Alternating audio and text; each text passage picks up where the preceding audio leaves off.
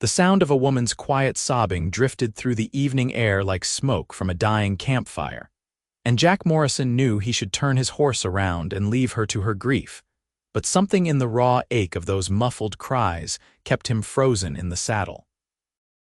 The year was 1878, and the Arizona Territory was no place for a woman alone to be crying on a porch as the sun bled red across the horizon, painting the dusty town of Prescott in shades of copper and gold.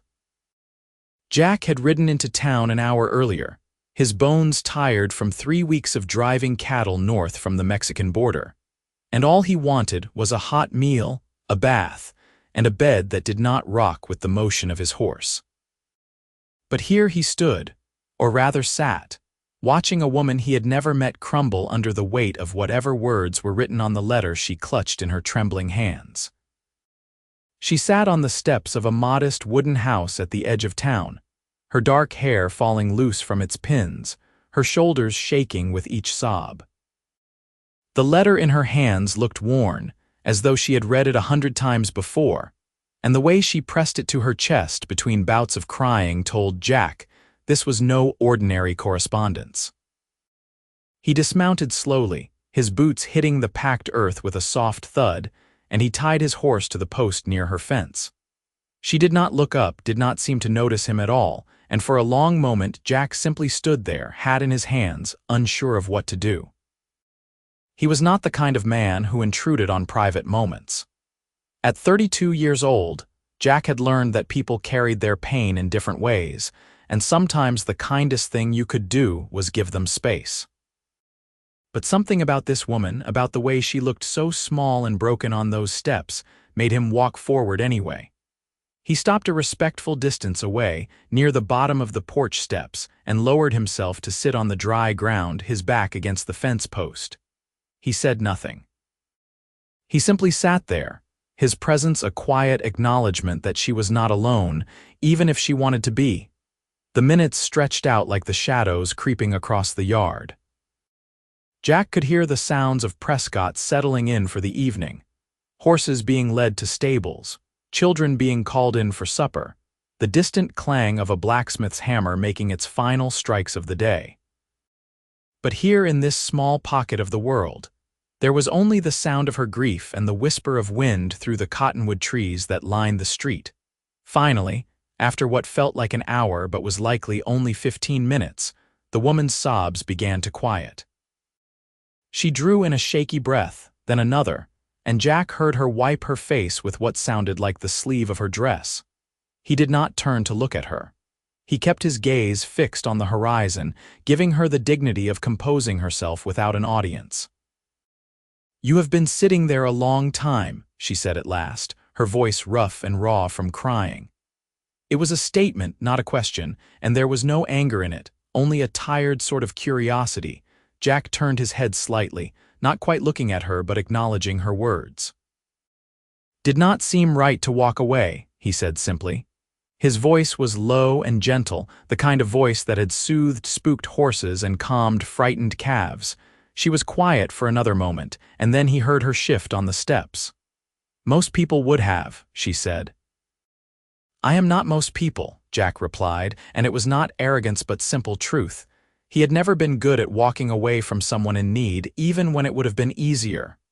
"No," she agreed softly. "I suppose you are not." Jack waited, and when she did not say anything more, he finally turned to look at her properly. She was younger than he had first thought, perhaps 28 or 29, with a face that must have been lovely before grief had carved shadows beneath her eyes and etched lines of sorrow around her mouth. She wore a simple calico dress in a faded blue, and her hair, though disheveled, was a rich brown that caught the last rays of sunlight. But it was her eyes that struck him most, dark and deep and filled with a pain so profound it made his chest tighten. "I am Jack Morrison," he offered, not because he expected her to care but because it seemed like the thing to do. She looked at him fully for the first time, and he saw her take in his appearance. The dusty clothes of a working cowboy, the weathered face of a man who spent his days in the sun, the quiet strength in his broad shoulders. "Sarah Brennan," she said after a pause. Well, it was Sarah Hartley before I married, but I have been Sarah Brennan for 6 years now. The past tense was not lost on Jack. Your husband? He asked gently, nodding toward the letter still clutched in her hand. Her face crumpled slightly, but she held herself together this time. He died 8 months ago, she said, her voice barely above a whisper. Thrown from his horse during a storm, broke his neck. Jack felt the familiar ache of sympathy. He had lost people too, knew how the world could keep spinning even when it felt like it should stop. I am sorry, he said, and meant it. Sarah nodded, her fingers tightening on the letter. He wrote this before we married, she said, looking down at the paper as though it held all the answers to questions she had not yet learned to ask. I found it today, tucked away in an old trunk I was finally able to bring myself to go through. It was addressed to me, dated the night before our wedding. He never gave it to me, I suppose, because he decided to say the words in person instead, but reading it now, seeing his handwriting, hearing his voice in my head as I read his promises. She trailed off, and Jack saw fresh tears slip down her cheeks. She did not try to hide them this time. It feels like losing him all over again, Jack said quietly, finishing the thought she could not. Yes, she breathed, looking up at him with something like gratitude in her eyes. Exactly that. They sat in silence again, but this time it felt different, less heavy somehow. The sun had fully set now, and the first stars were beginning to appear in the deep purple sky. Jack knew he should get up, should head to the boarding house and leave this woman to her memories, but he found himself reluctant to move. Would you like to hear what it says? Sarah asked suddenly, surprising them both. Jack met her gaze and saw the need there, the desperate desire to share this piece of her husband with someone, to make his words real again by speaking them aloud. If you want to share it, I would be honored to listen, he said. Sarah stood up slowly, as though her legs were not quite steady, and moved to sit on the top step of the porch. She smoothed the letter carefully, reverently, and in the fading light she began to read. Her voice was soft but clear, and Jack heard the love in every word her husband had written. The letter spoke of promises and dreams, of the life they would build together, of children they would raise and land they would work side by side. It spoke of his certainty that she was the only woman he would ever love, and his vow to spend every day proving himself worthy of her. By the time she finished, Jack felt like an intruder on something sacred, but when Sarah looked at him, her eyes were not accusing. Instead, she looked almost peaceful, as though the act of sharing had lightened her burden just a fraction. He sounds like he was a good man, Jack said. The best, Sarah agreed, carefully folding the letter and holding it against her heart. I do not know how to do this, how to keep living when he is not here. Every day feels like walking through mud, like everything is harder and slower and emptier than it should be. Jack understood that feeling more than he cared to admit. You do it one day at a time, he said. Some days 1 hour at a time, and you let yourself feel it all, the grief and the anger and the loneliness, because trying to push it down only makes it come back stronger. Sarah studied him with those dark, perceptive eyes. You sound like you know something about loss, she observed. My parents, Jack said, surprised at how easily the words came. He did not usually talk about this. Cholera when I was 19. And my younger sister died 2 years after that, complications from childbirth. I was alone by 21, and I spent a long time angry at the world for taking them. What changed? Sarah asked. Jack thought about that, about the years he had spent drifting from ranch to ranch, working himself to exhaustion to avoid feeling anything at all. I realized that staying angry was not honoring their memory, he said finally. They would have wanted me to live, really live, not just exist. So I started trying to do that. Some days I do better than others. Sarah nodded slowly, as though turning his words over in her mind. It has only been 8 months, she said. Sometimes I feel like I should be better by now, like people expect me to have moved on. People who have not lost someone they love have no idea what they are talking about, Jack said with a hint of fierceness in his voice. You grieve for as long as you need to grieve. Anyone who says different can go to hell. A surprised laugh burst out of Sarah, and she clapped her hand over her mouth as though shocked by the sound. "I have not laughed in months," she said wonderingly. "Then maybe it was overdue," Jack said with a small smile. They talked for another hour as the stars multiplied overhead and the night grew cool. Sarah told him about her husband Thomas, about how they had met at a church social, and he had courted her with wild flowers and terrible poetry that made her laugh. She told him about their small ranch 5 miles outside of town, about how she had been trying to keep it running with the help of a hired hand, but was barely making ends meet. She spoke of her fears and her loneliness, and Jack listened to all of it without judgment or platitudes. In turn, Jack found himself sharing more than he had intended. He told her about his work as a cowboy, about the satisfaction of a long day's labor and the freedom of sleeping under the stars. He spoke of his dream to someday have a spread of his own, nothing fancy but enough to raise good horses and live simply. He admitted to the loneliness of his life, the way he moved from job to job without putting down roots because it felt safer than risking loss again. When Sarah finally stood, yawning despite herself, Jack rose as well, brushing the dust from his pants. "Thank you," Sarah said, and there was genuine warmth in her voice now, "for sitting with me, for listening. It helped more than you could know." "Any time," Jack said, and realized he meant it. There was something about this woman, something in her strength and vulnerability combined that called to him in a way he could not quite name. "Where are you staying?" Sarah asked. "I was planning to try the boarding house," Jack said. Sarah hesitated, then said, "I know Mrs. Perkins who runs it. She is a kind woman. Tell her I sent you and she will give you a fair rate." "I will do that," Jack said. He collected his horse and tipped his hat to her. "Good night, Mrs. Brennan." "Sarah," she corrected. "If we are going to be friends, you should call me Sarah." Jack smiled, something warm unfurling in his chest. "Sarah, then. Good night." "Good night, Jack," she replied, and he thought he saw the ghost of a smile on her lips as she turned to go inside. Jack led his horse down the darkened street toward the boarding house, and for the first time in a long while, he felt something other than the restless dissatisfaction that usually dogged his steps. He felt curious, interested, alive in a way he had almost forgotten was possible. The boarding house was a 2-story affair painted white with green shutters, and Mrs. Perkins turned out to be exactly as Sarah had described. A plump, motherly woman with steel-gray hair and sharp but kind eyes. When Jack mentioned Sarah's name, Mrs. Perkins's entire demeanor softened. "That poor dear," she said, shaking her head. "She has had such a time of it since Thomas passed. Breaks my heart to see her struggling out there on that ranch all alone. You a friend of hers?" "Just met her tonight," Jack admitted. "Found her crying on her porch and sat with her a spell." Mrs. Perkins looked at him with new appreciation.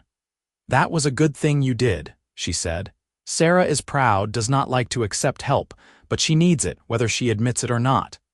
She quoted him a rate that was more than fair and showed him to a clean room with a real bed and fresh linens. After weeks of sleeping on the ground, it felt like heaven. Jack washed up as best he could with the basin and pitcher provided, then lay back on the bed, hands behind his head, staring at the ceiling. His mind kept drifting back to Sarah, to the way her voice had broken when she read her husband's letter, to the strength it must have taken to share something so personal with a stranger. He thought about her trying to run a ranch alone, about the fear and exhaustion that must plague her daily, and something protective stirred in his chest. He had not planned to stay in Prescott long. He had money saved from the cattle drive and had been thinking of heading up to Montana, where he had heard there was good work to be had. But now, lying in this comfortable bed in this quiet town, he found himself wondering if maybe he should stick around for a while. Just to make sure Sarah was all right, just to lend a hand if she needed one. It was not pity, he told himself. It was simple human decency. Anyone would do the same, but deep down, in a place he was not quite ready to examine, Jack knew it was more than that. There was something about Sarah Brennan that had gotten under his skin in the span of a single evening, and he was not quite ready to ride away from it yet. The next morning dawned clear and bright, the kind of perfect Arizona day that made you forget the brutal heat of summer and the bitter cold of winter. Jack woke early out of habit, dressed in clean clothes from his saddlebags, and headed downstairs where Mrs. Perkins was laying out breakfast for her guests. There were only two others, a traveling salesman and an older gentleman who appeared to be a lawyer passing through, and they ate in companionable silence. After breakfast, Jack walked his horse to the livery stable and paid to have him boarded and well cared for. Then, with no particular plan in mind, he found himself walking back toward the edge of town, toward Sarah's house. He told himself he just wanted to check on her, to make sure she was all right after the emotional evening she had endured. He certainly was not hoping to see her again just because the thought of her had occupied his mind for most of the night. When he reached her house, he found Sarah in the side yard, struggling with a wooden gate that had come off its hinges. She was dressed in a simple work dress with an apron tied around her waist, her hair pulled back in a practical braid, and there was a smudge of dirt on her cheek. She looked up when she heard his footsteps, and surprise flickered across her face. "Jack," she said, straightening up and pushing a loose strand of hair back from her face. "I did not expect to see you again so soon." "I was out for a walk and saw you wrestling with that gate," Jack said, which was true enough even if it was not the whole truth. "Thought you might like a hand." Sarah looked like she wanted to refuse, pride warring with practicality on her face, but then the gate sagged further in her grip and she sighed. "I would appreciate that," she admitted. "This thing has been giving me trouble for weeks." Jack moved forward and took the weight of the gate, examining the problem. The hinges were old and rusted, and one of the screws had stripped its hole in the wood. "You need new hardware," he said, "but I can patch this up temporarily so it will at least stay shut." "I have some tools in the barn," Sarah offered, and Jack followed her across the yard to a small but well-maintained structure. Inside, he found a decent collection of tools, and within 20 minutes he had the gate rehung and functioning, though he knew it would not last more than a few months without proper repair. "Thank you," Sarah said when he was finished. She looked at him curiously, her head tilted slightly to one side. "You did not have to do that." "I know," Jack said, "but it needed doing and I was here." Sarah smiled at that, a real smile that transformed her face and made Jack's heart do an unexpected flip in his chest. "Would you like some coffee?" she asked. "It is the least I can offer after you fixed my gate." Jack knew he should probably decline, should not impose on her hospitality or her time, but he found himself nodding. "Coffee would be nice," he said. They walked back to the house, and Jack waited on the porch while Sarah went inside to fetch the coffee. She returned with 2 steaming mugs and settled onto the porch steps, gesturing for Jack to join her. They sat in the morning sun, sipping the strong, bitter brew, and for a while neither of them spoke. "I read the letter again last night," Sarah said finally, staring out at the street, "and again this morning. I think I was looking for something, some sign of what I should do next, but of course it does not say anything about that. Thomas thought we would have our whole lives together. He never imagined I would be sitting here alone trying to figure out how to keep going. What do you want to do?" Jack asked. "Not what you think you should do or what other people expect, but what do you actually want?" Sarah was quiet for a long moment, and Jack could see her turning the question over in her mind. "I want to keep the ranch," she said finally. "Thomas and I built it together, every fence post and every water trough. Selling it would feel like betraying him, like saying all that work meant nothing. But I do not know if I can do it alone.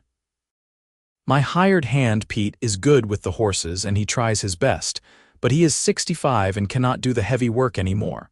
I need help, real help, but I cannot afford to hire another hand right now." Jack took a drink of his coffee, an idea forming in his mind. It was probably foolish, probably too much too fast, but he had always been the kind of man who followed his instincts. "What if I helped you?" he said. Sarah turned to look at him, confusion and surprise mingling on her face. "What do you mean?" "I mean I am between jobs right now," Jack said. I could hire on with you for a while, help get the ranch back in good working order. You would not have to pay me much, just room and board and whatever you can spare." "Jack, I cannot ask you to do that," Sarah protested.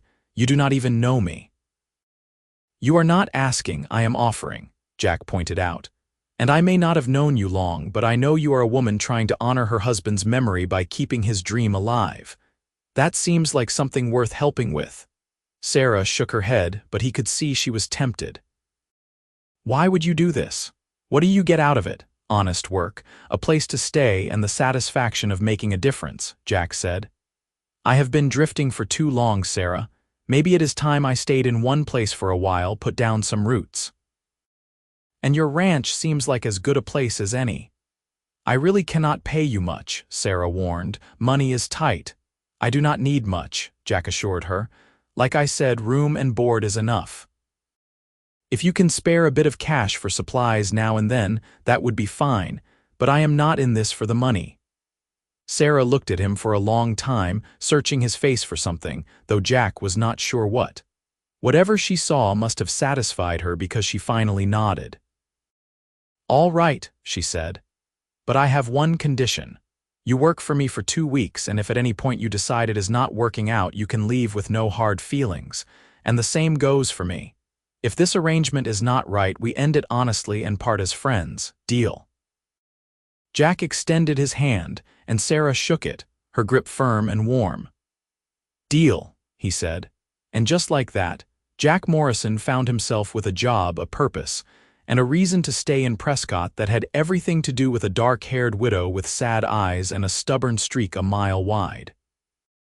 The first few days working at Sarah's ranch were an education in just how much one woman had been trying to do on her own. The spread was small by cattle ranch standards, maybe 150 acres of grazing land with a small herd of horses that Sarah bred and sold to supplement their income. There were a dozen mares, 2 stallions, and several younger horses in various stages of training. The ranch also had a milk cow, some chickens, and a vegetable garden that was struggling under neglect. Jack threw himself into the work with a dedication that surprised even him. He rose before dawn and spent his days mending fences, mucking stalls, repairing equipment, and doing all the 100 small tasks that kept a ranch running. Pete, the older hired hand, was grateful for the help and proved to be a wealth of knowledge about the property and the horses. He was a grizzled, bow-legged man with a tobacco-stained mustache and a dry sense of humor, and he and Jack got along well from the start. Sarah worked alongside them, never asking them to do anything she was not willing to do herself. Jack watched her haul water, feed animals, and dig fence post holes with a determination that bordered on stubbornness. She was capable and competent, but he could also see the exhaustion that lined her face at the end of each day, the way her hands trembled slightly when she finally allowed herself to rest.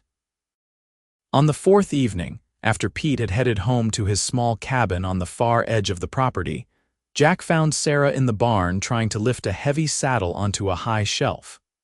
He took it from her without a word and easily placed it where she had been struggling to reach. "I could have done it," Sarah said, but there was no real heat in her voice. "I know you could have," Jack said, "but you do not have to do everything yourself anymore. That is why I am here." Sarah leaned back against the barn wall, and Jack saw the weariness in every line of her body. "I am not used to accepting help," she admitted. "Thomas and I did everything together, and after he died, I had to prove I could manage on my own. If I started relying on other people, I was afraid I would fall apart completely." "Accepting help is not the same as falling apart," Jack said gently. "It just means you are human," Sarah smiled tiredly. "When did you get so wise?" "I am not wise," Jack said. "I just know what it is like to try to carry too much alone." They walked back to the house together in the purple twilight, and Sarah invited Jack to stay for supper. She had been feeding him lunch each day, but he had been taking his other meals at the boarding house, not wanting to impose.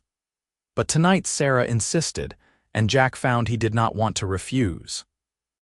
The house was small but cozy, with a front room that served as both kitchen and sitting area, a bedroom that Jack assumed had been Sarah and Thomas's, and a small loft space that looked like it was used for storage. Everything was clean and neat, but there was a loneliness to the space, as though it was waiting for life to return to it. Sarah prepared a simple meal of fried ham, beans, and cornbread, and they ate at the small wooden table by the window. As they ate, Sarah asked Jack about his life, about where he had traveled and what he had seen, and Jack found himself telling stories he had not thought about in years. He told her about riding up through Colorado and seeing mountains so tall they seemed to touch the sky. He described the grasslands of Kansas, where cattle grazed as far as the eye could see. He spoke of thunderstorms in Texas that lit up the night like daylight and rivers in New Mexico that ran red with desert clay. In turn, Sarah told him about growing up in Missouri, the daughter of a schoolteacher and a seamstress. She had come west with her family when she was 16, drawn by the promise of land and opportunity. She had met Thomas when she was 22, and they had married within 6 months, both of them certain they had found their match. They had spent 6 happy years building their ranch and their life together, and Sarah's voice grew wistful when she spoke of those times. "We were going to have children," she said softly, staring into her coffee cup. "We tried for years, but it never happened. Thomas always said we had time, that we would be parents when the Lord saw fit to bless us. And then he died, and suddenly there was no more time." Jack saw the grief wash over her face and reached across the table to cover her hand with his own. "I am sorry," he said, inadequate words for immeasurable loss. Sarah looked down at his hand on hers, and for a moment she did not move. Then she turned her hand over and squeezed his fingers briefly before pulling away. "Thank you," she said, "for listening, for being here. It helps more than you know." Jack left shortly after, walking back to the boarding house under a sky thick with stars. His hand still felt warm where Sarah had held it, and he knew he was in dangerous territory. He was developing feelings for this woman, feelings that went beyond sympathy or friendship. But Sarah was still grieving her husband, still wearing her wedding ring and reading his letters and living in the house they had shared. Jack knew he had no right to these feelings, that the timing was all wrong, but his heart did not seem to care about logic or propriety. He would stay, he decided. He would help her get the ranch back on its feet, and he would be her friend for as long as she needed one. And if nothing more ever came of it, if she never saw him as anything other than the hired hand who had been kind to her in her grief, then he would accept that. Because Sarah Brennan deserved whatever help and happiness he could offer, with no strings attached and no expectations of anything in return. The days turned into weeks, and the 2-week trial period Sarah had proposed came and went without either of them mentioning it. Jack settled into a rhythm at the ranch, his muscles remembering the hard physical labor of his youth, his hands becoming calloused and strong. The ranch slowly began to transform under his and Pete's efforts. Fences that had been sagging were made sturdy. Buildings that had been in disrepair were patched and painted. The horses, sensing the renewed energy and attention, seemed to thrive, their coats gleaming and their spirits high.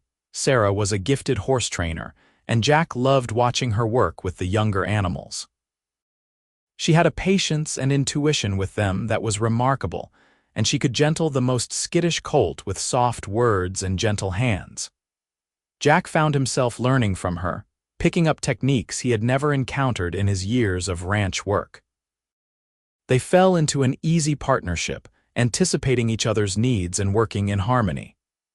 Jack learned that Sarah liked her coffee strong and black, that she hummed when she worked in the garden, and that she had a surprisingly ribald sense of humor that came out when she was relaxed and happy.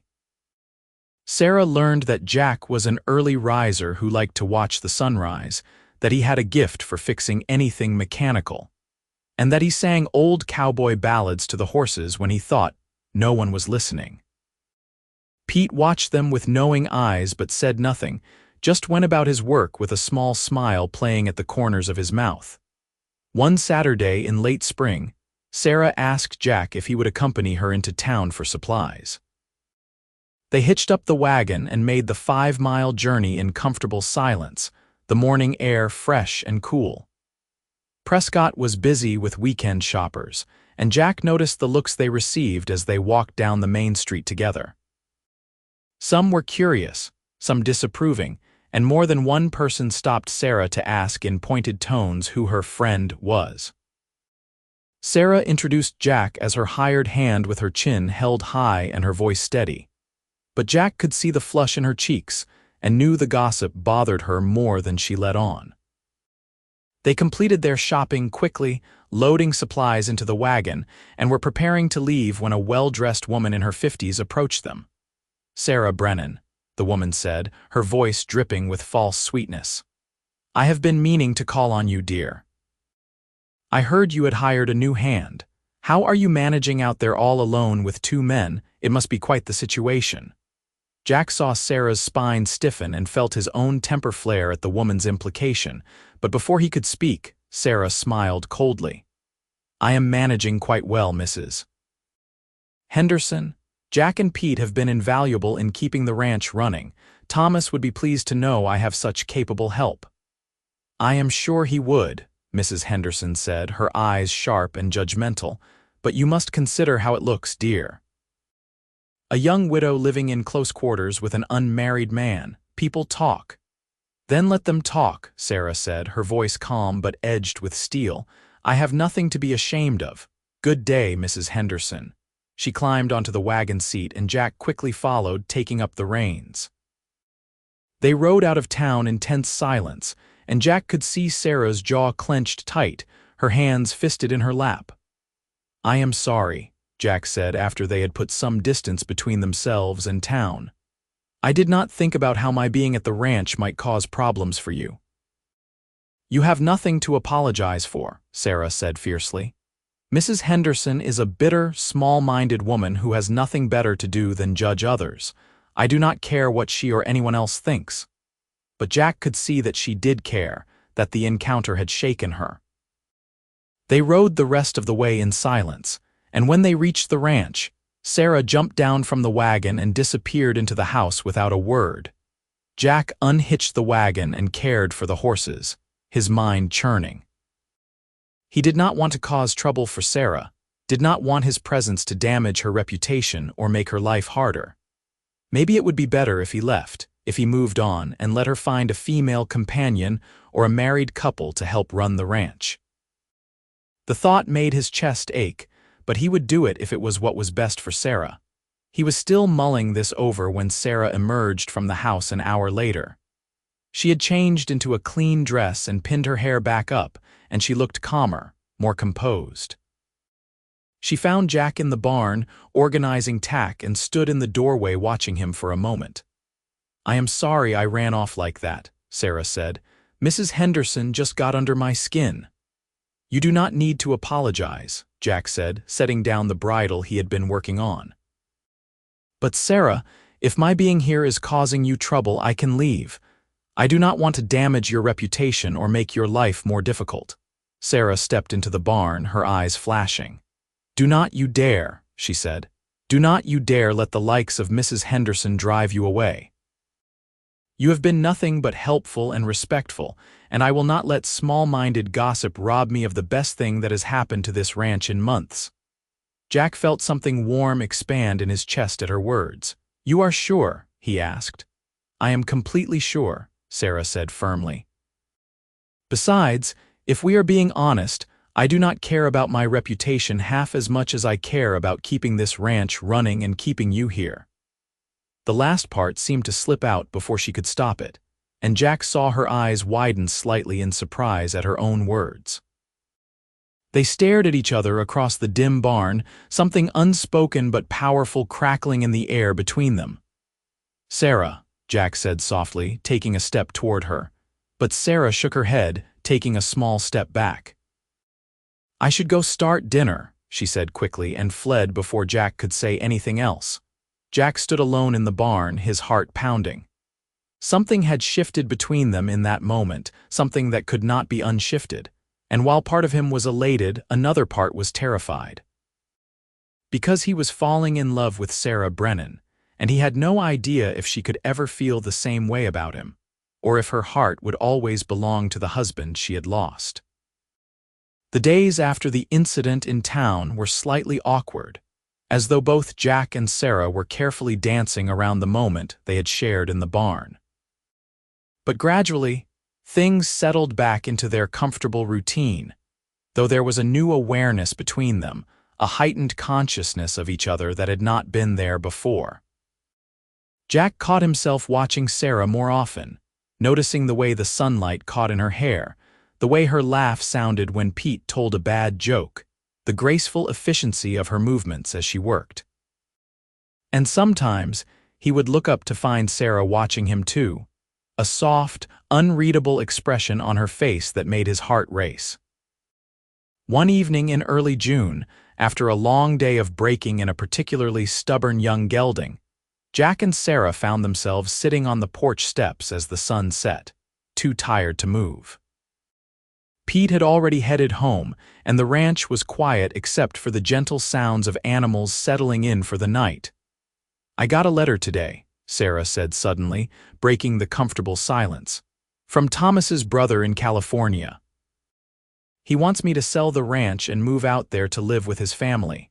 Jack felt his stomach drop. "What did you tell him?" he asked, trying to keep his voice neutral. "I have not responded yet," Sarah said. "Part of me knows it would be the practical thing to do. The ranch is barely breaking even, and I am so tired all the time. It would be easier to let someone else take care of me for a change." "But," Jack prompted, hearing the hesitation in her voice. "But this is my home," Sarah said simply. "This is where I built a life with Thomas, where all my memories of him live. And more than that, this is where I am building a new life, finding a new version of myself. I do not want to run away to California and become the tragic widow sister-in-law that everyone pities. I want to stay here and prove that I can do this, that I can honor Thomas's memory by making this ranch thrive." Jack felt relief wash over him, so intense it was almost dizzying. "Then stay," he said. "Stay and fight for what you love, and let me help you." Sarah turned to look at him, her eyes searching his face in the fading light. "Why do you care so much?" she asked softly. "Why are you still here, Jack? You have been working for almost nothing for weeks now. You could go anywhere, do anything. Why stay on a struggling ranch with a grieving widow?" Jack knew this was a moment of truth, a crossroads where he could play it safe or risk everything by being honest. He chose honesty. "Because I care about you," he said simply. "Because watching you fight so hard to keep your dreams alive makes me want to fight alongside you. Because when I am here, working this land with you, I feel like I have finally found the place I am supposed to be." Sarah drew in a sharp breath, and Jack saw tears spring to her eyes. "Jack," she whispered, and there was so much emotion packed into that one word that he ached with it. "You do not have to say anything," Jack said quickly.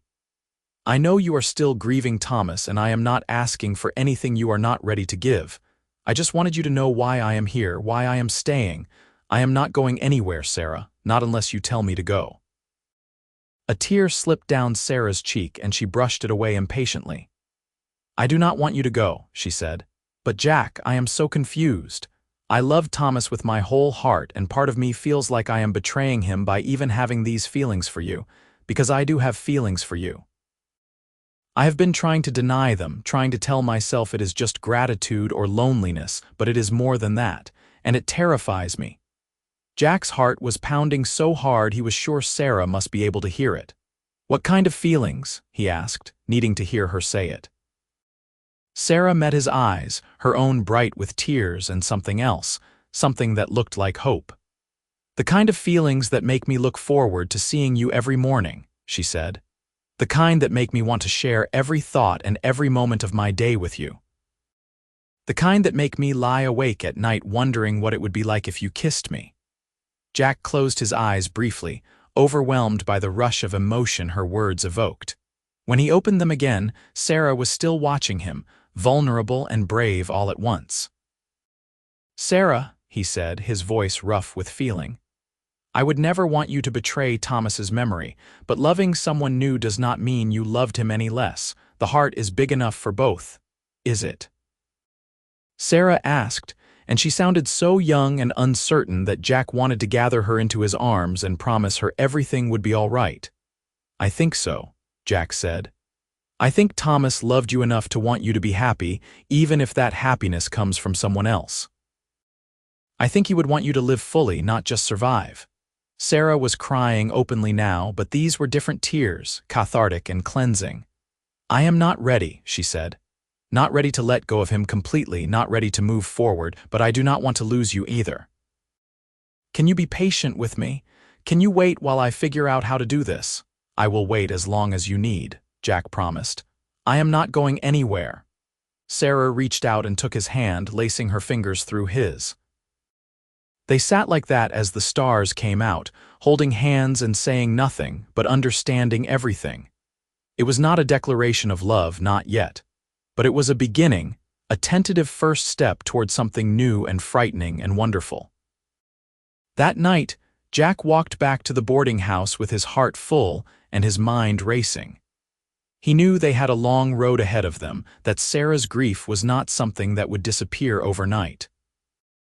But for the first time since he had met her, he allowed himself to hope that maybe, just maybe, they could build something together. The summer settled over Arizona with its characteristic intensity, bringing long, hot days and short, fierce thunderstorms that turned the dust to mud and made the air smell like rain and sage. Jack moved out of the boarding house and into the small room attached to the barn, partly to save money, but mostly because it felt strange to leave the ranch every night when his heart was so firmly rooted there. Sarah seemed relieved by his decision, though she did not say so directly.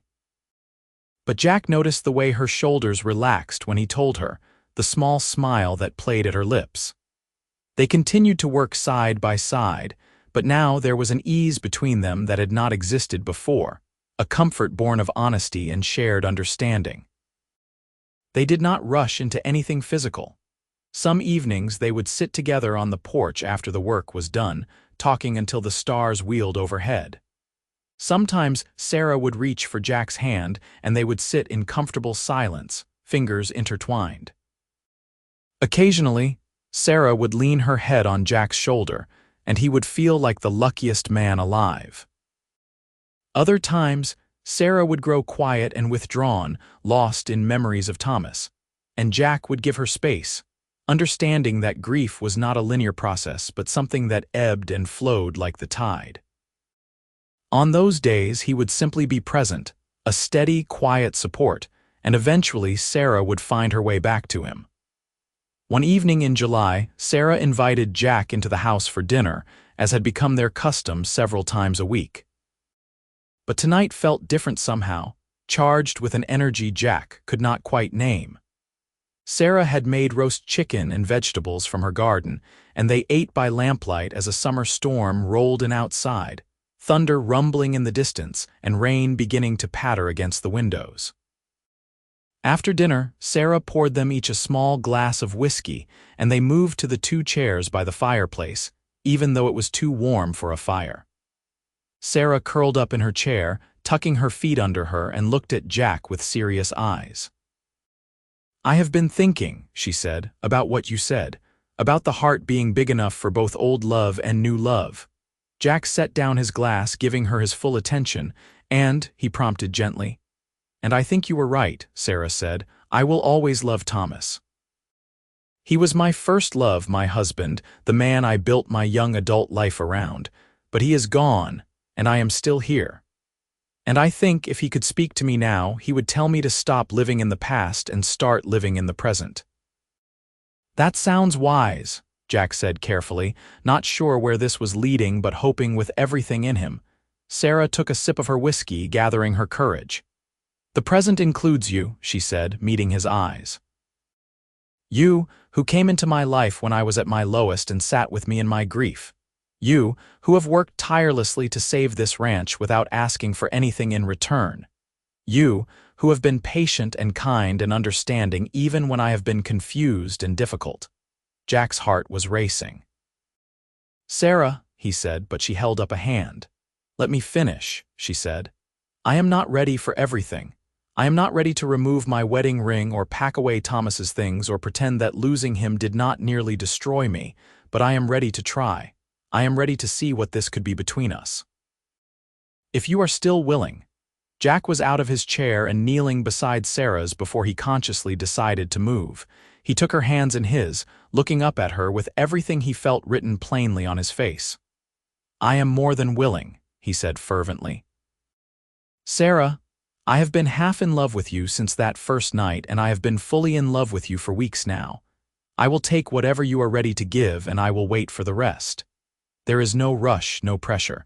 We will figure this out together at whatever pace feels right to you. Sarah's eyes filled with tears, but she was smiling. You love me, she asked wonderingly. Completely, Jack said. Hopelessly, entirely. Sarah leaned forward and pressed her forehead to his. I love you too, she whispered. It scares me how much I love you, but I do. I love your kindness and your strength and the way you sing to the horses when you think no one can hear. I love how safe I feel when you are near and how empty the world seems when you are not. I love you, Jack Morrison. Jack cupped her face in his hands, his thumbs brushing away the tears that slipped down her cheeks. May I kiss you? He asked, his voice rough with emotion. Please, Sarah breathed, and Jack closed the small distance between them. The kiss was soft and sweet and tentative, a question and an answer all at once. Jack felt Sarah's hands come up to rest on his shoulders, felt her lean into him, and something in his chest seemed to expand until he thought he might burst from the fullness of it. When they finally pulled apart, both of them were breathing hard and Sarah's cheeks were flushed.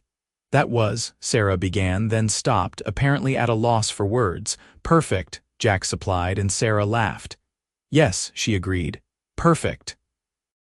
They stayed like that for a long time, Jack kneeling beside Sarah's chair, their hands clasped together, stealing soft kisses and talking in low voices while the storm raged outside.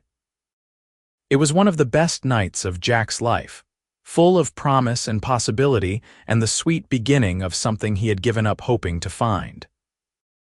The next morning, Jack woke in his small room in the barn with the sun streaming through the window and a smile on his face that he could not seem to wipe away. He dressed quickly and headed to the main house, where he found Sarah already up and making breakfast. When she saw him, her face lit up with a smile that matched his own, and Jack's heart did that now familiar flip in his chest. Good morning, Sarah said, and there was a shyness in her voice that was endearing. Good morning, Jack replied, crossing to her side. He hesitated for just a moment, then leaned down and kissed her softly. Sarah melted into the kiss, her hands coming up to rest on his chest, and when they pulled apart she was blushing prettily. I could get used to mornings like this, she murmured. I certainly hope you do, Jack said with a grin. They were interrupted by Pete's arrival, and the old cowboy took one look at their faces and grinned knowingly. About time, was all he said, but the approval in his voice was clear. Over the following weeks and months, Jack and Sarah settled into their new relationship with a naturalness that surprised them both. They were careful to maintain propriety, mindful of the gossip that could damage Sarah's reputation, but anyone with eyes could see that they were courting. Sarah wore her hair down more often and put wildflowers on the dinner table. Jack made sure to shave every morning and whistled while he worked. They held hands when they walked the property together and stole kisses in the barn when Pete was not looking. The ranch flourished under their joint care and the harmony between them.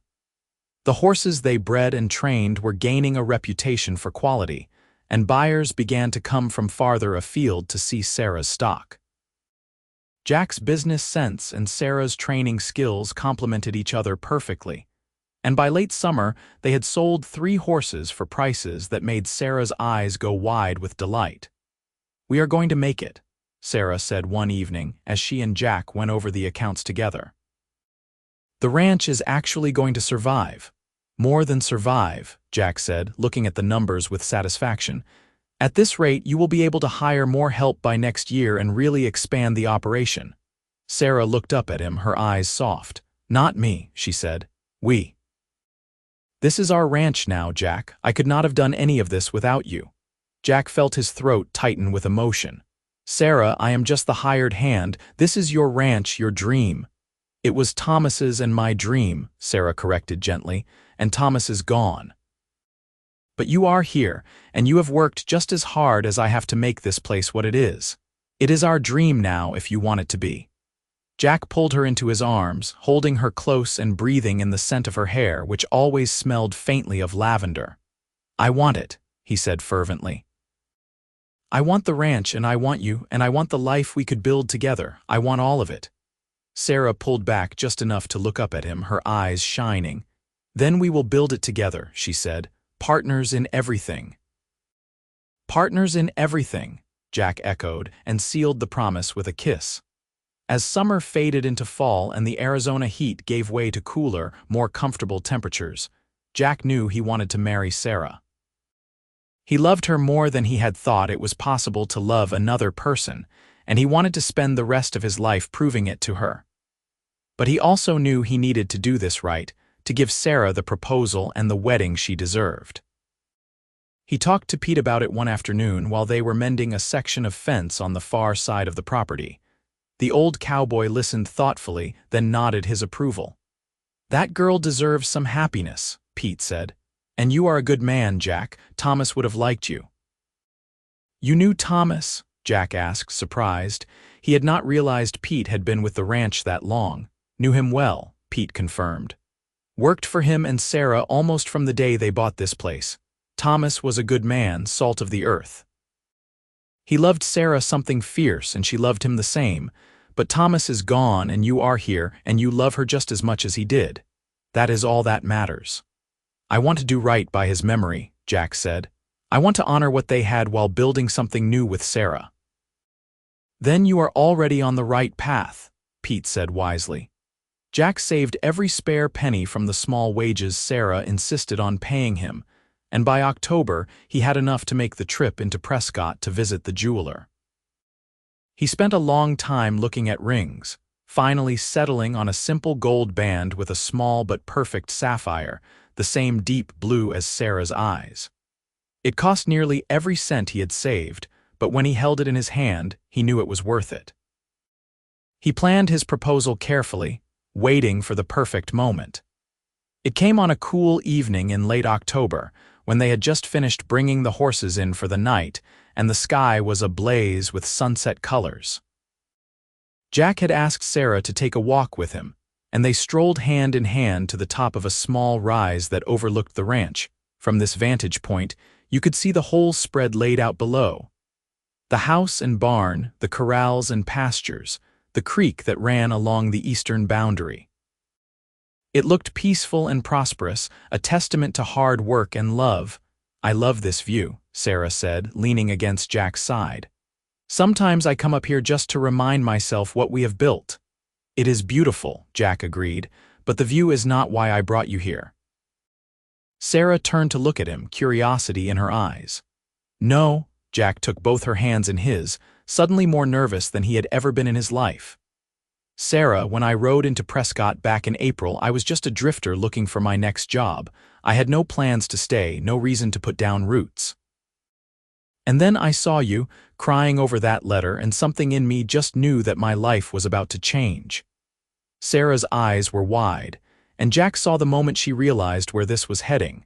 Her breath caught and her fingers tightened on his. These past months with you have been the happiest of my life, Jack continued. You have made me believe in home and family and love in a way I never did before. You have made me want to be a better man, to build something lasting and true. And I know that you will always carry Thomas in your heart, and I would never ask you to forget him or stop loving him. But I am hoping that your heart has room for me too, permanently. He released one of her hands and reached into his pocket, pulling out the small velvet box. Sarah gasped, tears already streaming down her face as Jack dropped to one knee. Sarah Brennan, would you do me the incredible honor of becoming my wife? Will you let me spend the rest of my life loving you and building a future with you? Will you marry me? Jack opened the box and the sapphire caught the last rays of sunlight, glowing like a piece of captured sky. Sarah stared at it for a long moment, then looked at Jack, and the love in her eyes was so profound it took his breath away. "Yes," she said, her voice breaking on the word. "Yes, Jack, I will marry you. I love you so much, and I want nothing more than to be your wife."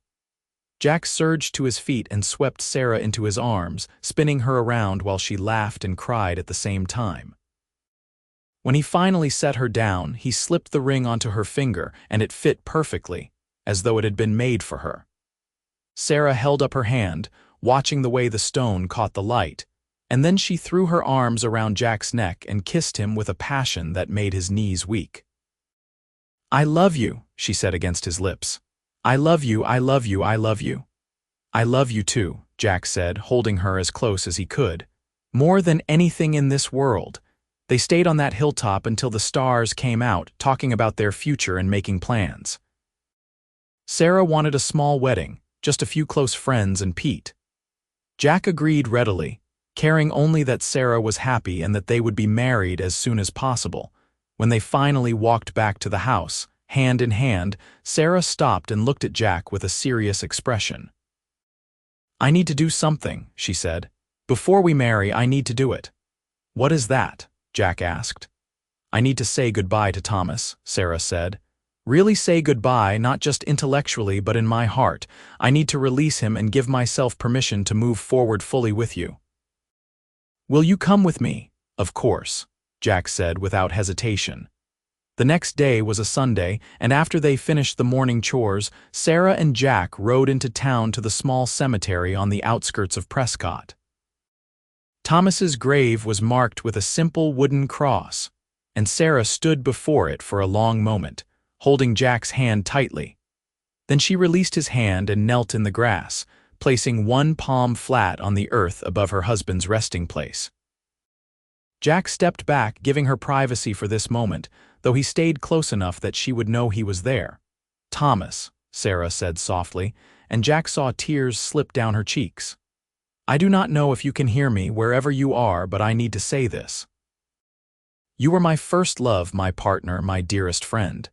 The years we had together were the happiest I could have imagined, and I would not trade a single day of them. You made me who I am, and I will carry you with me always." She paused, drawing a shaky breath. "But you are gone, my love, and I am still here. And I have found someone who makes me want to live again, really live, not just survive. His name is Jack, and he is good and kind and strong, and he loves me the way you loved me.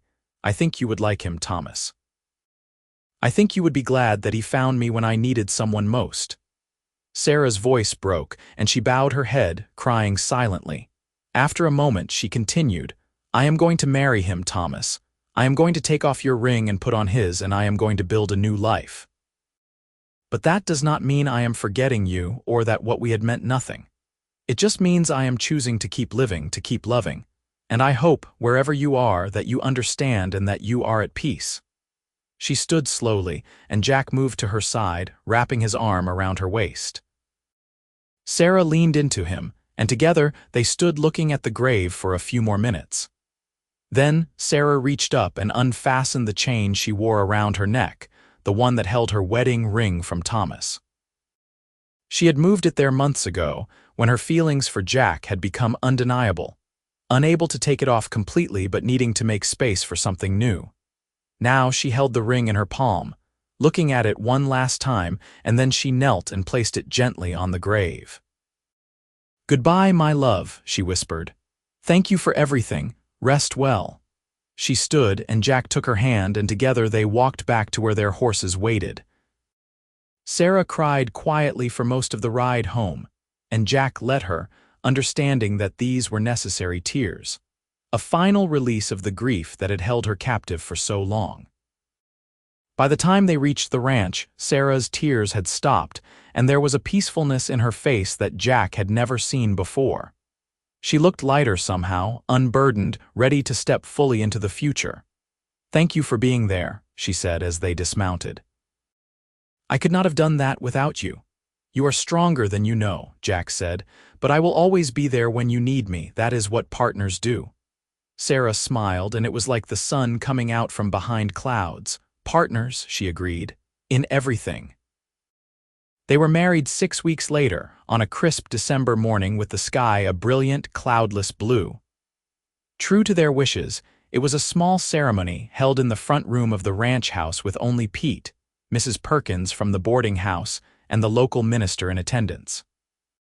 Sarah wore a simple dress of deep green that brought out the color of her eyes, and Jack wore his best shirt and trousers, his hair slicked back, and his hands shaking slightly as he waited for Sarah to emerge from the bedroom. When she did, Jack's breath caught in his throat. She was beautiful, radiant with happiness, and when she smiled at him, Jack felt like the luckiest man who had ever lived. They stood together in front of the minister, hands clasped, and spoke their vows in voices that rang with conviction and love. I, Jack Morrison, take you, Sarah Brennan, to be my lawfully wedded wife. I promise to love you, honor you, and cherish you, in sickness and in health, in good times and in bad, for all the days of my life. I promise to be your partner, your confidant, and your greatest supporter. I promise to work by your side to build the life we both dream of, and to always, always choose you. Sarah's eyes were bright with tears as she repeated her own vows. I, Sarah Brennan, take you, Jack Morrison, to be my lawfully wedded husband. I promise to love you with my whole heart, to trust you with my fears and my dreams, and to walk beside you wherever life may lead. I promise to honor the gift you have given me by loving me through my grief and into joy. I promise to be your partner in all things and to build with you a home filled with love and laughter. I choose you, Jack, today and always.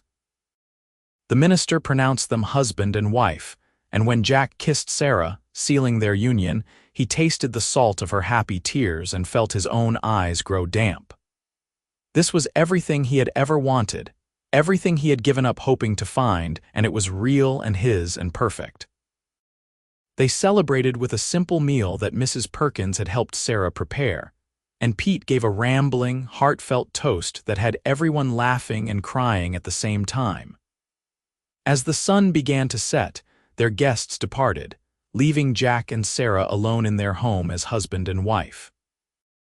Jack had made arrangements to stay in the house that night, and he had spent the previous evening moving his few belongings from the barn room into what was now their bedroom.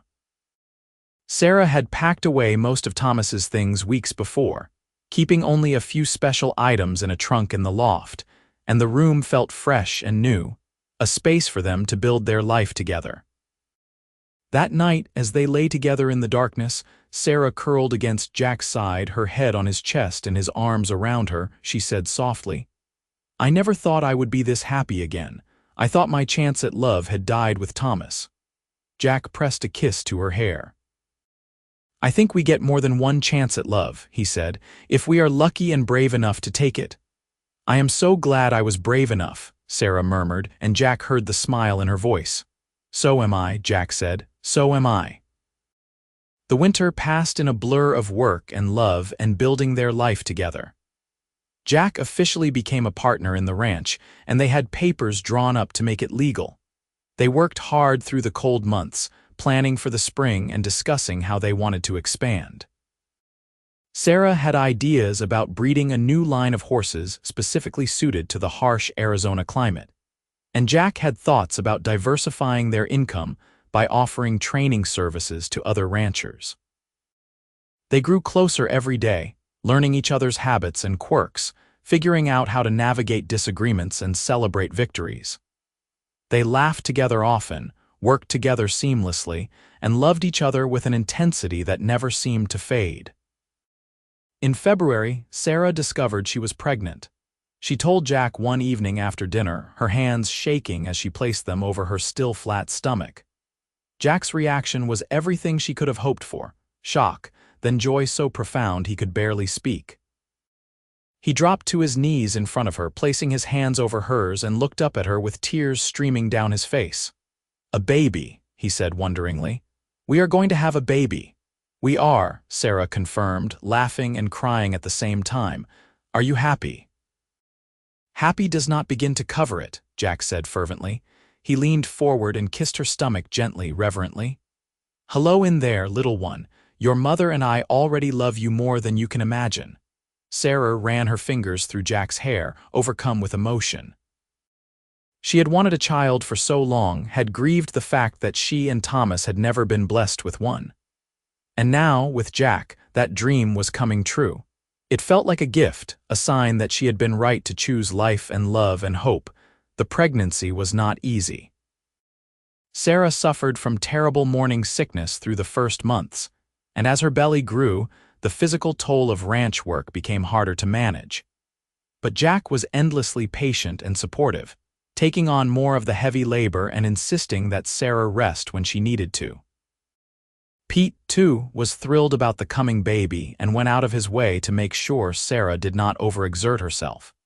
As summer arrived and Sarah's due date approached, Jack became increasingly protective and anxious. He fussed over her constantly, worried about every twinge and discomfort, until Sarah finally had to sit him down and remind him that women had been having babies since the dawn of time, and she was not made of glass.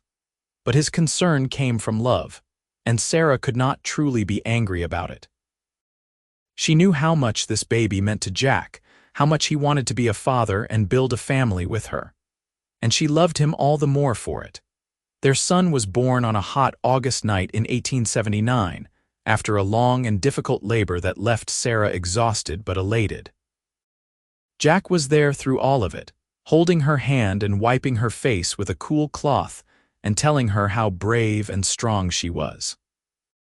And when the baby finally arrived, red-faced and squalling, and the midwife placed him in Sarah's arms, Jack wept openly, overcome with love for this tiny person they had created. They named him Thomas Jack Morrison, honoring both the man Sarah had loved before and the man who was now her husband and the father of her child. Little Tommy, as they called him, had Sarah's dark hair and eyes but Jack's strong chin and stubborn expression. He was perfect. The first months of parenthood were exhausting and wonderful and overwhelming all at once. Tommy was not an easy baby, prone to colic and fussy nights, but Jack and Sarah navigated it together, taking turns walking the floor with him and supporting each other through the sleepless haze. Pete was utterly besotted with the baby, and when Tommy was a few months old, Pete started bringing small wooden toys he carved in the evenings, building a collection that delighted the child as he grew. Life settled into a new rhythm, one that revolved around the ranch and their growing family. By the time Tommy was a year old, toddling around the yard and getting into everything, the ranch was thriving beyond their initial hopes. They had built a solid reputation, and buyers came from as far as New Mexico and California to purchase their horses. They were able to hire 2 additional hands, young men from town who were eager to learn, and the extra help allowed Sarah and Jack to focus more on training and breeding strategy. When Tommy was 2, Sarah discovered she was pregnant again. This time the pregnancy was easier, and their daughter was born the following spring, a tiny thing with wispy blonde hair and Jack's blue-gray eyes. They named her Caroline Elizabeth, after Jack's mother and Sarah's grandmother, and called her Carrie.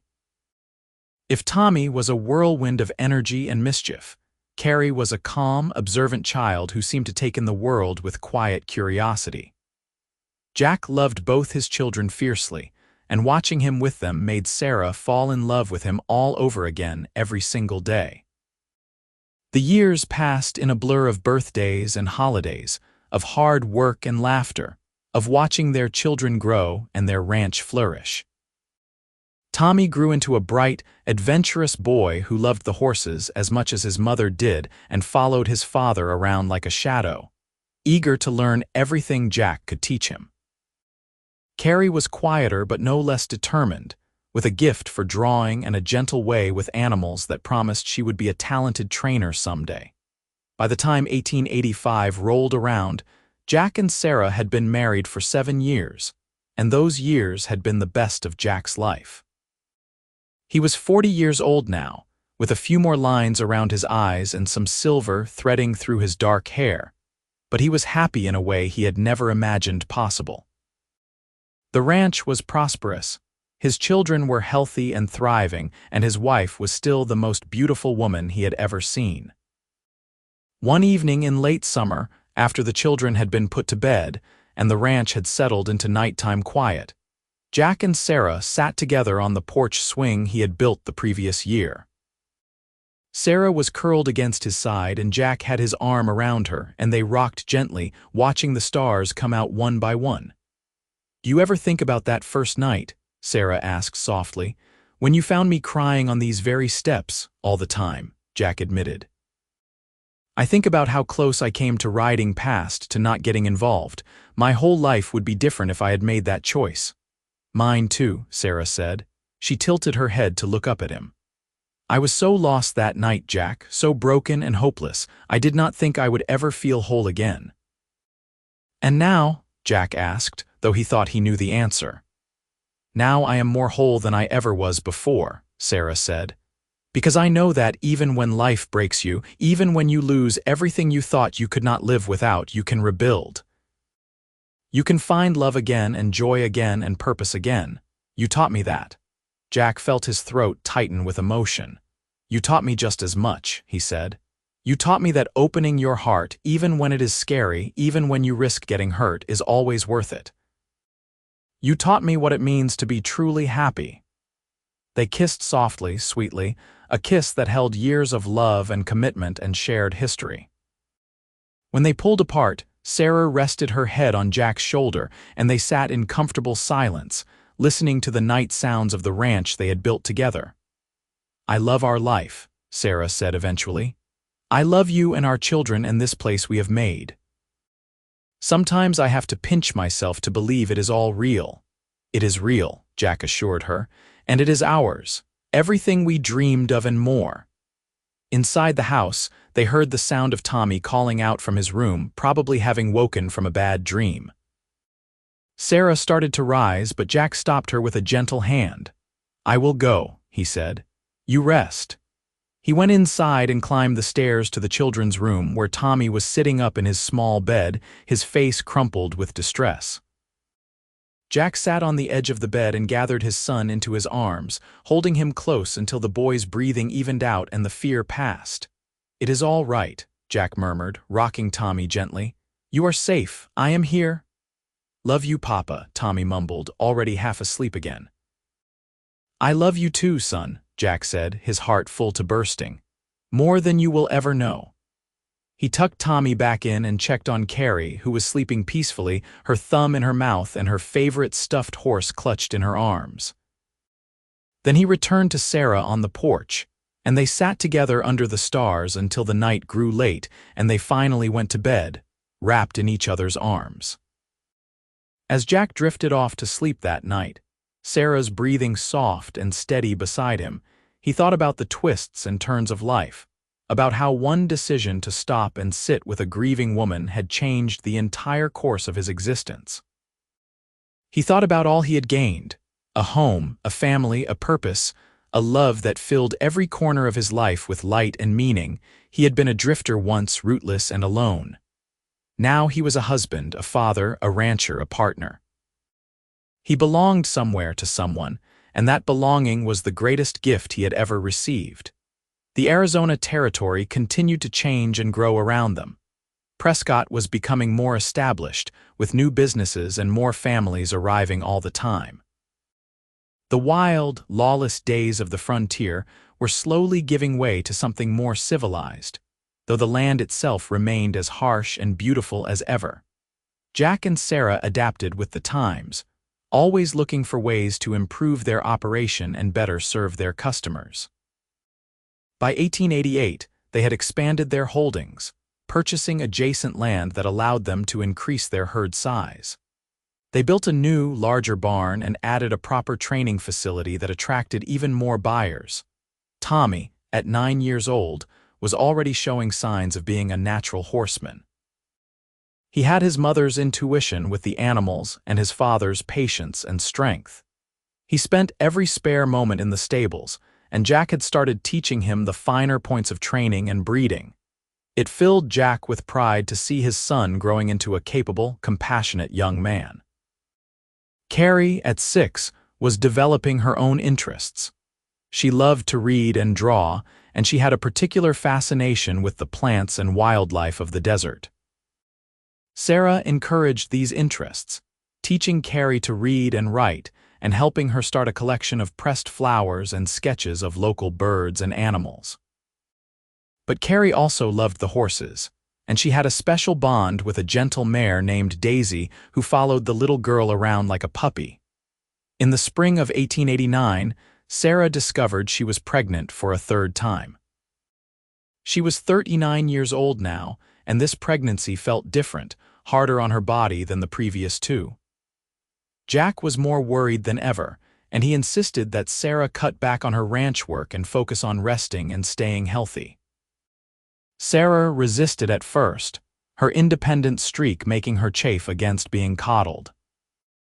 But as the pregnancy progressed, and she found herself more tired and uncomfortable than she remembered being with Tommy or Carrie, she reluctantly agreed to let Jack and their hired hands take on more of the work. Their third child, another boy, was born in late October. The labor was long and difficult, more so than either of the previous births, and there were moments when Jack feared he might lose Sarah. But she was strong, his Sarah, and she fought through the pain and exhaustion to bring their son into the world. They named him Samuel Peter Morrison, Samuel after Sarah's father who had passed away 2 years prior, and Peter after their loyal friend Pete, who had been with them through everything. Little Sam was smaller than his siblings had been, but he was healthy and vocal, making his presence known from the moment he arrived. Pete, now in his mid-70s and mostly retired from heavy ranch work, but still living in his cabin on the property, was deeply touched by the honor of having the baby named after him. He became Sam's devoted guardian, spending hours rocking the baby and telling him stories. And as Sam grew, the bond between the old cowboy and the youngest Morrison child only deepened. Life with 3 children was chaotic and exhausting and wonderful. The house was always full of noise and laughter, and Jack often found himself standing in the doorway just watching his family, marveling at the richness of his life. Sarah had regained her strength after Sam's birth, though she moved a bit slower now and was content to let Jack and their hands handle more of the physical labor. She focused her energy on training and on raising their children, and she was brilliant at both. Under her guidance, the ranch's reputation continued to grow, and by the early 1890s, Morrison Ranch was known throughout the territory as the best place to buy or train a horse. In 1893, Arizona was still a territory, not yet a state, but change was in the air. The railroad had reached Prescott, bringing new opportunities and connecting them to markets and resources that had previously been difficult to access. Jack and Sarah took advantage of this, shipping horses to buyers in distant cities and bringing in new breeding stock from back east. Tommy was 14 now, tall and strong, and capable of doing a full day's work alongside the hired hands. He had his father's steady temperament and his mother's gift with horses, and Jack knew that someday, when he and Sarah were ready to step back, Tommy would be more than capable of running the ranch. Carrie, at 11, was blossoming into a thoughtful, creative young woman. She still loved to draw and read, and she had developed an interest in photography, a hobby that Jack supported by purchasing her a camera from a traveling salesman. She spent hours photographing the ranch and the surrounding landscape, creating a visual record of their life that Sarah treasured. Sam, at 4, was a happy, curious child who adored his older siblings and followed them everywhere. He had Jack's gray-blue eyes and Sarah's dark hair, and a sunny disposition that made everyone who met him smile. One evening in the summer of 1893, the whole family gathered on the porch after dinner, a ritual that had become sacred over the years. Tommy and Carrie were telling stories about their day, competing for attention and making their parents laugh. Sam was curled up in Sarah's lap, fighting sleep, and Pete sat in his favorite chair, smoking his pipe and smiling at the scene before him. Jack looked around at all of them, his heart so full he thought it might burst. This, he thought, this is what I was meant for. Not just the ranch or the horses or even the work, though he loved all of that. But this family, these people who loved him and who he loved in return. This was his purpose, his legacy, his greatest achievement. As if sensing his thoughts, Sarah reached over and took his hand, squeezing it gently. When he met her eyes, he saw his own contentment reflected back at him, along with a love that had only deepened and grown stronger over the 15 years they had been together. "What are you thinking about?" Sarah asked softly. "How lucky I am," Jack said simply. "How every decision I made, every turn in the road, led me here to this moment with you and our family. I would not change a single thing." Sarah's eyes filled with tears, the happy kind, and she leaned over to kiss him softly. "Neither would I," she said. "You are my greatest blessing, Jack Morrison. You and these beautiful children we made together." "Get a room, you two," Tommy teased, making a face, and everyone laughed. But Jack just grinned and pulled Sarah closer, not caring one bit that his children were watching. Let them see how much he loved their mother, he thought. Let them grow up knowing what a real partnership looked like, what it meant to choose each other every single day. As the stars came out and the night air grew cool, the family slowly drifted inside. Jack helped Sarah put Sam to bed, and they said goodnight to Tommy and Carrie, who were old enough now to manage their own bedtimes. Then Jack and Sarah retired to their own room, and they lay together in the darkness, talking quietly about nothing and everything. "Do you ever miss the adventure?" Sarah asked. "The life you had before, when you could go anywhere and do anything?" Jack thought about that, about the years he had spent drifting from place to place with no ties and no responsibilities. "No," he said honestly. "That life was lonely, Sarah. I did not realize how lonely until I had this to compare it to. I have more adventure here in building this life with you than I ever had out there alone." "Good," Sarah said, snuggling closer to him, "because I am not letting you go anywhere." "I would not want to," Jack assured her, wrapping his arms around her and holding her close. They fell asleep like that, tangled together, and Jack's last thought before sleep claimed him was that he was, without question, the luckiest man alive. The years continued to roll by, each one bringing its own joys and challenges. There were hard years when drought threatened their water supply and they had to work creatively to keep the horses healthy. There were years when illness swept through the area, and they nursed sick children through fevers and worry. There were years when money was tight, and they had to make difficult decisions about where to invest and what to cut. But there were far more good years than bad. Years when the foals were strong and numerous, when the weather cooperated, when the children thrived, and the ranch prospered.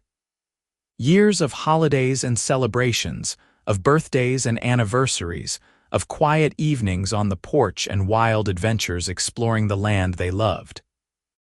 Pete passed away peacefully in his sleep in the winter of 1897, at the age of 78. His death hit the family hard, especially Sam, who had been particularly close to the old cowboy. They buried him on a hillside overlooking the ranch, with a simple marker that read, "Peter Donovan, loyal friend and true cowboy." Jack gave the eulogy, his voice breaking as he spoke of the man who had been his first friend in this place, who had welcomed him without judgment and supported his relationship with Sarah from the very beginning. After Pete's death, Tommy officially became a full partner in the ranch. At 18, he was mature beyond his years and ready for the responsibility. Jack and Sarah still guided him, but they increasingly stepped back, allowing Tommy to make decisions and learn from his mistakes. It was bittersweet, watching their eldest grow into a man, but it was also deeply satisfying to see the kind of person he was becoming. Carrie, at 15, had become an accomplished photographer and artist. Her work had been displayed in several shops in Prescott, and she had even sold a few pieces to tourists passing through. But she also remained deeply connected to the ranch and the horses, and Jack suspected she would never stray far from home.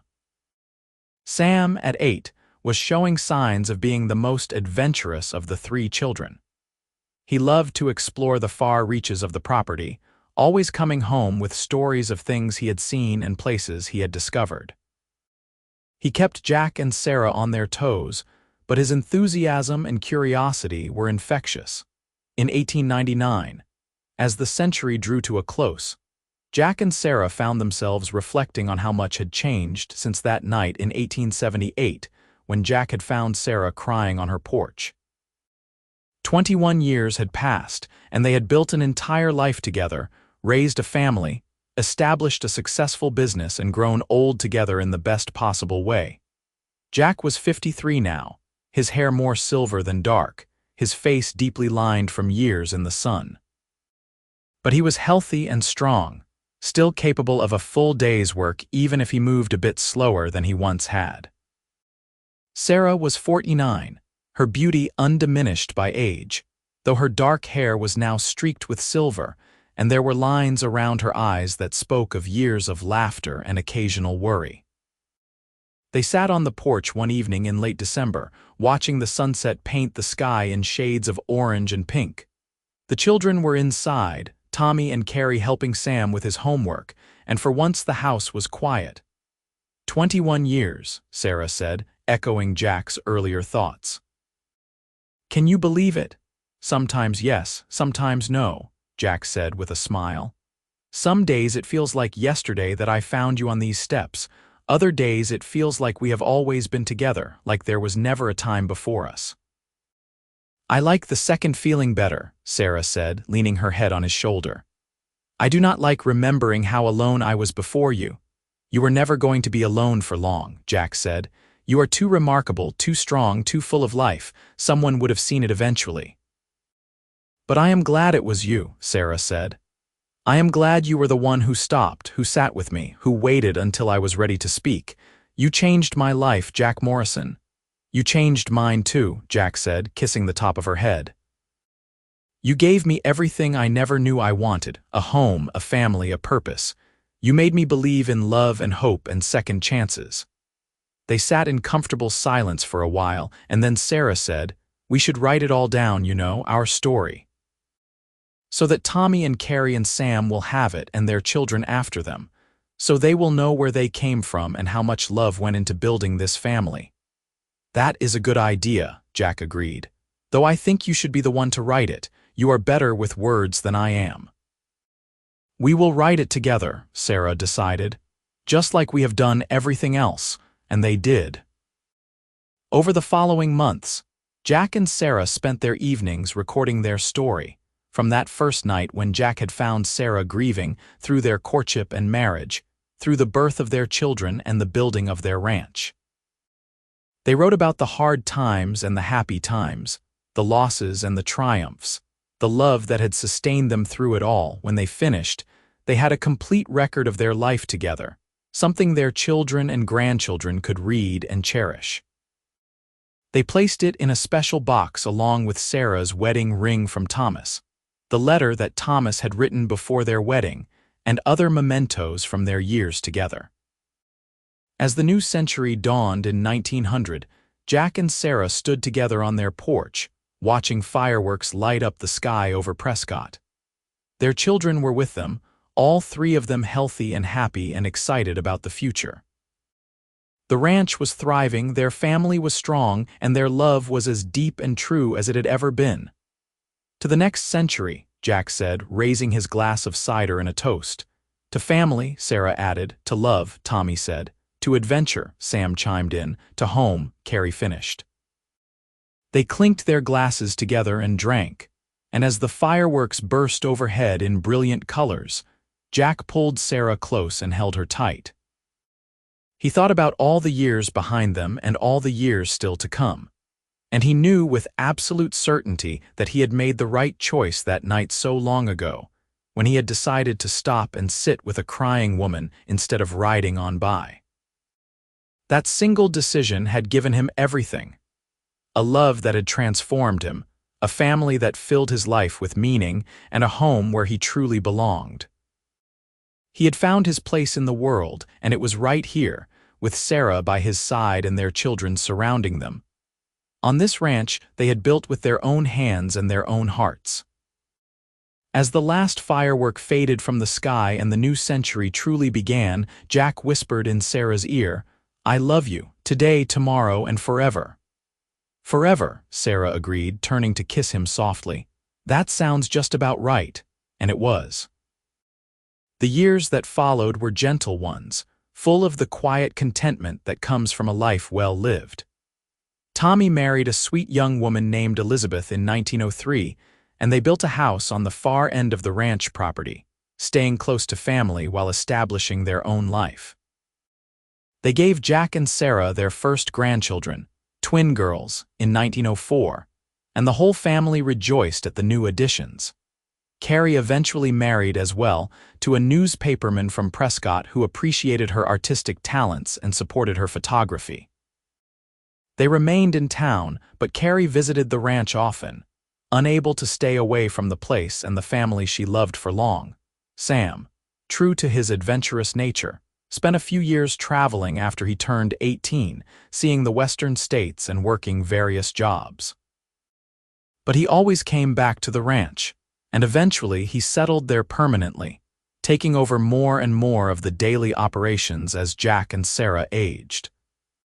Jack and Sarah lived to see Arizona finally achieve statehood in 1912, a momentous occasion that they celebrated with their children and growing number of grandchildren.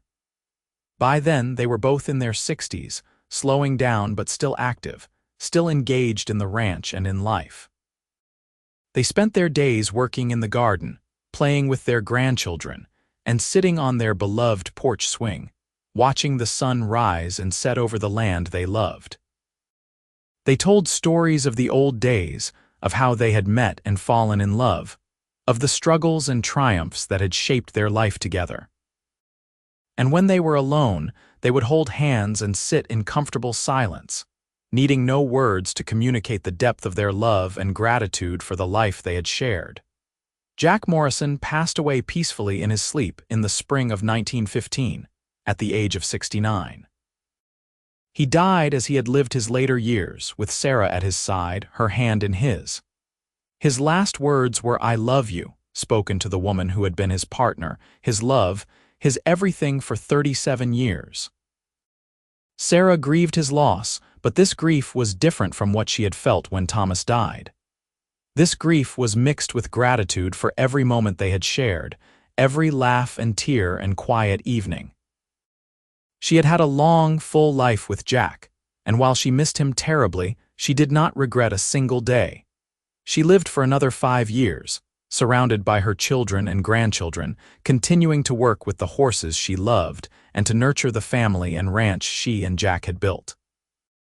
She often sat on the porch, feeling Jack's presence in the wind and the sun, hearing his voice in her memories. When Sarah passed away in 1920, at the age of 70, she was buried next to Jack on the hillside where they had buried Pete so many years before. Her headstone reads Sarah Morrison, beloved wife, mother, and friend, and next to it, Jack's stone read Jack Morrison, loving husband and father. Between them, carved into both stones, were the words partners in everything. The ranch continued to thrive under the care of their children and grandchildren, a lasting testament to the love and work that Jack and Sarah had poured into it. And in the house, in that special box, their written story remained, passed down through the generations, a reminder of how one cowboy's decision to sit with a crying widow had changed the course of countless lives. It was a story of love and loss, of grief and hope, of second chances and new beginnings. It was a story that proved that even in the darkest moments when all seems lost, there is always the possibility of finding light again. It was a story that would be told and retold, cherished and remembered, for as long as the Morrison family endured. And it all began on a warm April evening in 1878, when Jack Morrison heard a woman crying and made the choice to stay.